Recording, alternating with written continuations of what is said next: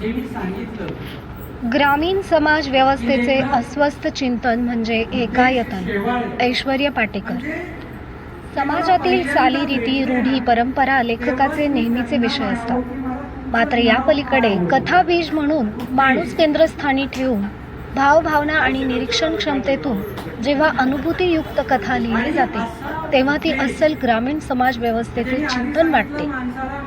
युवा कथालेखक उद्देश शेवाळे यांच्या एकायतन या कथासंग्रहातून अशाच कथा वाचकांसमोर येतात, असे प्रतिपादन युवा साहित्य अकादमीचे पहिले मानकरी ऐश्वर्य पाटेकर यांनी केले. उद्देश शेवाळे लिखित आणि अक्षरबंध प्रकाशित एकायतन या कथासंग्रहाच्या प्रकाशन प्रसंगी ते बोलत होते. आजीचं पुस्तकांचं हॉटेल येथे झालेल्या कार्यक्रमाच्या अध्यक्षस्थानी पुस्तकांची आई भीमाबाई जोंधळे होत्या. ज्येष्ठ कथालेखक सप्तर्षी माळी, प्रकाशक प्रवीण जोंधळे, उद्देश शेवाळे, मनीषा शेवाळे, रेखा शेवाळे आणि प्रीती जोंधळे मंचावर उपस्थित होते. पाटेकर पुढे म्हणाले की कथासंग्रहातील प्रत्येक कथा एका नव्या व्यक्तीला वाचकांच्या समोर आणते. त्यामुळे वाचनीय असलेल्या कथा प्रेरक झाल्या आहेत, असेही ते म्हणाले. प्रमुख अतिथी सप्तर्षी माळी यांनी एकायतन कथासंग्रहाचा गोषवारा घेत उद्देश शेवाळे यांचा पहिलाच कथासंग्रह असल्याने त्यांना पुढील लिखाणासाठी शुभेच्छा दिल्या. लेखक शेवाळे यांनी बालपणी लागलेल्या वाचनाच्या आवडीमुळे लेखनास प्रारंभ झाल्याचे सांगून आपली आजपर्यंतची वाटचाल कथन केली. रसिकांसह कथालेखक उद्देश शेवाळे यांचे आप्तेष्ट आणि मित्रपरिवार मोठ्या संख्येने उपस्थित होते.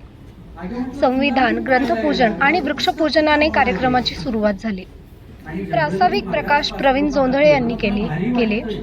सूत्रसंचालन रवींद्र मालुंजकर यांनी केले, तर आभार गीतांशी शेवाळे हिने मांडले. कार्यक्रम यशस्वीतेसाठी कवी राजेंद्र सोमवंशी, अथर्व जोंधळे, प्रीती जोंधळे, अवनी जोंधळे, परीक्षित शेवाळे, रेखा शेवाळे, मनीषा शेवाळे यांनी परिश्रम घेतले. महाराष्ट्र 7/12 न्यूज, नाशिक. म्हणजे ते मला पहिल्यांदा भेटले ना, तेव्हाच मी त्यांना म्हणालो की मला तुमचं नाव फार आवडलं, उद्देश.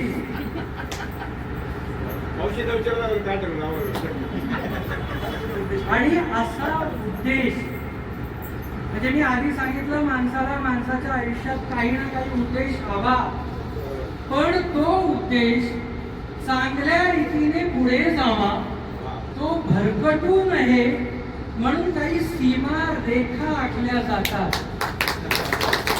अशा रेखा वहिनी ज्यांनी ह्या सीमा रेखा आखल्या. आणि माझे मित्र इथं आले, राजेंद्र सोमवंशी सर, आणि मला जे भेटले आता हेमंत खैरनार सर.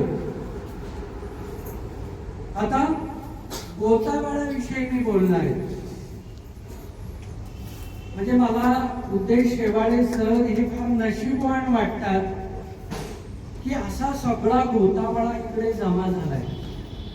एकतर गोतावळा साठी आपल्याकडे टिपिकल कार्यक्रम असतात, लग्न, साखरपुडा, घरभरणी वगैरे वगैरे.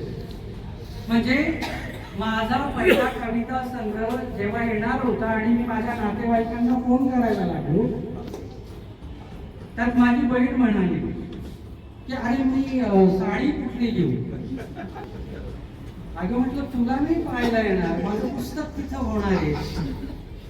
आणि जनरली मी मागासपासून पाहतोय, मला फार भारी वाटतंय की आता हे ना, हे लहानगे सुद्धा ज्यांनी जागा सोडली नाही अजून, आणि ह्याही मंडळीने बिलकुल सोडबूड केलेली नाहीये.